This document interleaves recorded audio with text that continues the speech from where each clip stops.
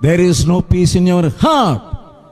నీ హృదయంలో సరైన సమాధానం లేదు, సంతోషం లేదు. ఎందుకంటే ఒప్పుకోకపోవడం వల్ల. ఈ కంపు పోవాలంటే ఫస్ట్ పాపం తీసి, మాటికి ఆ కంపు వస్తుంది, మాటికి వాసన వస్తుంది, మాటికి నీ హృదయం అంతా కలుషితం అయిపోతుంది. అరే రాకూడదు ఈ తలంపు అనుకుంటున్నావు, మరలా వస్తుంది. ఎన్నిసార్లు నెత్తిని గోడకేసి కొట్టుకున్నా సరే అదే తలంపు, అదే తలంపు, అదే తలంపు. ఎందుకంటే నువ్వు దొరికితే దొంగవు, దొరకపోతే దొరసారి. అందుకని అది మాటికి కంపు నీళ్ళనికి వస్తుంది. ఇక్కడ ఉంది అది. ఒప్పుకున్నావా? సరే, ఒప్పుకుంటే సరిగా ఒప్పుకోరు కొంతమంది. ఏదో అలా జరిగిపోయిందండి అంటారు. ఎందుకు అలా అంటున్నావు?